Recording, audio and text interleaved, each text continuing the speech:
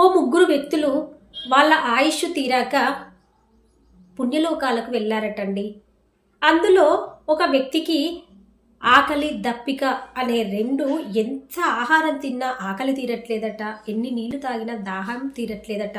నిజానికి పుణ్యలోకాలలో ఆకలి దప్పిక అనేవే ఉండవటండి.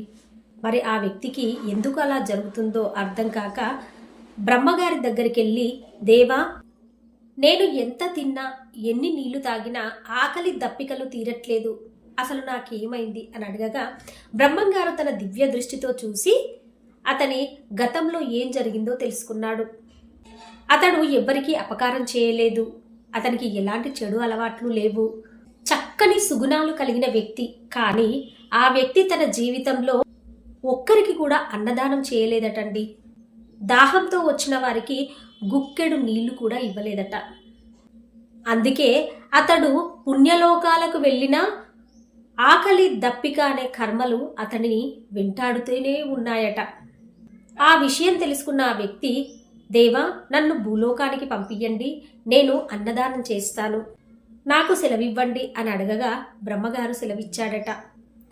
ఇక ఆ వ్యక్తి భూలోకానికి వచ్చి అన్నదానం చేసి పుణ్యాన్ని సంపాదించుకొని తిరిగి బ్రహ్మలోకానికి వెళ్ళిపోయాడట. రామాయణంలోని ఉత్తరకాండలో అగస్త్య మహర్షి శ్రీరామచంద్రుడితో ఇలా చెప్పారట, అన్నం బహుకుర్వత తత్వ్రతం.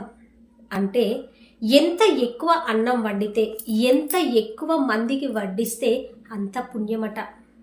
ఈరోజు మనం జీవించే సుఖవంతమైన జీవితం నిన్నటి అన్నదాన ఫలితమేనట. రేపు మనం అనుభవించబోయే భోగభాగ్యాలు ఈరోజు చేసే అన్నదానంపైనే ఆధారపడి ఉంటాయట. భారతీయ సాంప్రదాయంలో అన్నదానానికి ఒక ప్రత్యేకమైన ప్రాముఖ్యత ఉందండి.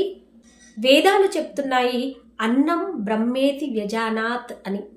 ఉపనిషత్తులు చెప్తున్నాయి అన్నదానం ప్రాణశక్తికి ప్రత్యక్ష రూపమని.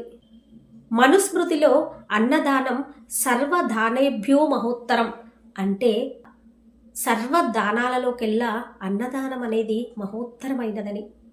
అందుకే ఆకలితో ఉన్నవాడికి అన్నం పెడితే సాక్షాత్తు ఆ పరమాత్మకే పెట్టిన ఫలితం అందుతుందట.